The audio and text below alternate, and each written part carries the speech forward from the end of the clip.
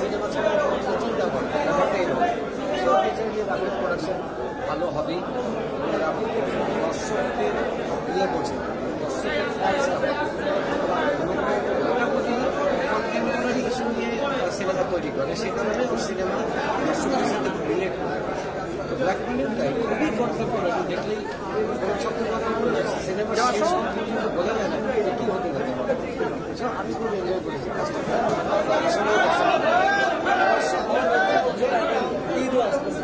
পরিচালনার নাটকের বিষয়টি ঈদের সময়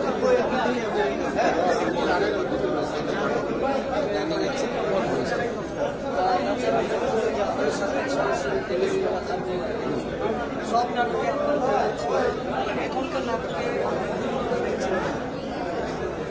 না তখন যে অবস্থাটা ছিল নাটকের প্রধান যে ক্যানভাস যে কাজ করতাম আমরা সেটা আস্তে আস্তে চেঞ্জ হয়ে গেছে। মানে যেরকম একটা সিরিয়ালে 25 শিল্পী নিয়ে কাজ করি, এখন সেটা যে কোনো কারণেই হোক এটা 4 জন 5 জন বা 6 জনের গল্প হয়। সো গল্প প্লটটাও চেঞ্জ হয়ে যাচ্ছে, চেঞ্জ করতে বাধ্য হচ্ছে। সেই কারণে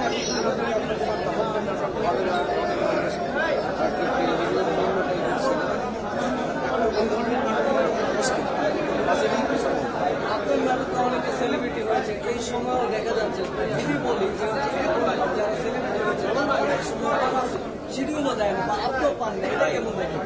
এইটা এখানে ডিপেন্ড করে একটা ব্যক্তি মানসিকতা, ঠিক আছে, যে হয়তো শুরুই হয়েছে আমার নাটক দিয়ে কাজ করে, কিন্তু সে আমার একটা পর্যায়ে তার ডিমান্ডটা বেড়েছে, দেখা যাচ্ছে তার শিডিউল মাসের পর মাস করতে। বাট আমি চেষ্টা করি আমি একটা শিডিউলের উপরে ডিপেন্ডেন্ট হয়ে আমি জীবনেও কাজ করি। আমি নতুন আমি যাত্রা জোগাড় করেছি, এখন তো অনেক আর্টিস্ট যাদের করে একসাথে কাজ করা যায়। এখন ভিউর বিষয়টা যদি একটু জানতে চাই, যদি আপনি জানা থাকে ভিউর বিষয়টাই হচ্ছে আমার কাছে মনে হয় যে সামগ্রিকভাবে শিল্পের খুব ক্ষতি করেছে। ভিউ কোনো ক্রাইটেরিয়া হতে পারে না, একটা ভালো অভিনয়, একটা ভালো নাটকের বা ভালো সিনেমা, এটা কোনো ক্রাইটেরিয়া হতে পারে না। এটা একটা এমনই বাণিজ্যিক ইস্যু যে এখন ভিউ ছাড়া যার যে আর্টিস্টের ভিউ নেই সে কতটা ভালো অভিনয় বা কতটা দক্ষ সেটা দেখে ভিউ দেখতেছে কোনো মানুষ বা যারা যারা দেখে সংখ্যা পাচ্ছে ভিউ, মানে ইনফ্যাক্ট যারা প্রডিউস করে এদের একটু বিজনেস ওরিয়েন্টেড কলকাতা সিরিয়ালের সাথে আমাদের বাংলাদেশের সিরিয়ালের কথা একসঙ্গে ছিল না। আমাদের সিরিয়ালগুলো দেখার পরে কলকাতার মানুষ আমরা জানি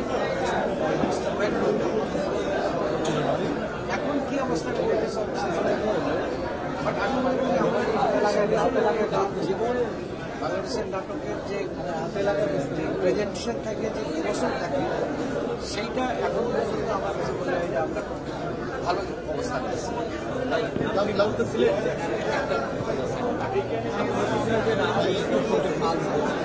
আপনি নিজেও একটা শুটিংয়ের সময়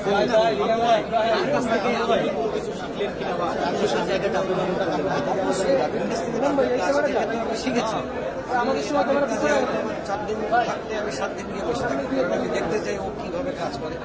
এবং এত মনোযোগ দিয়ে ডিরেক্টর ক্ষেত্রে কাজ করে এরকম কম দেখেছি। মানে আমি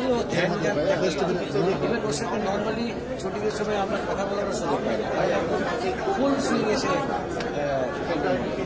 আপনার উপস্থিতি খুব কম, তো যতটুকু ছিলেন ততটুকু আসলে স্ক্রিনে কেউ চোখ ফেলতে পারিনি বা মনে রাখছি। লাখমানিতে আমার ক্যামেরাটা লাগাই না ভাই। আমি চাই যে অ্যাজ এ ফিল্ম এটা সবাই সবাই ভালো লাগবে। এখানে অনেক ক্যারেক্টার আছে, অনেক ভালো ভালো অভিনেত্রী আছে, সব মিলিয়ে যদি একটা প্রোডাকশন ভালো হয় তাহলেই ভালো লাগবে। মানে এককভাবে বলবো না যে এখন ভালো, অনেক স্যাটিসফাইড। টিমটা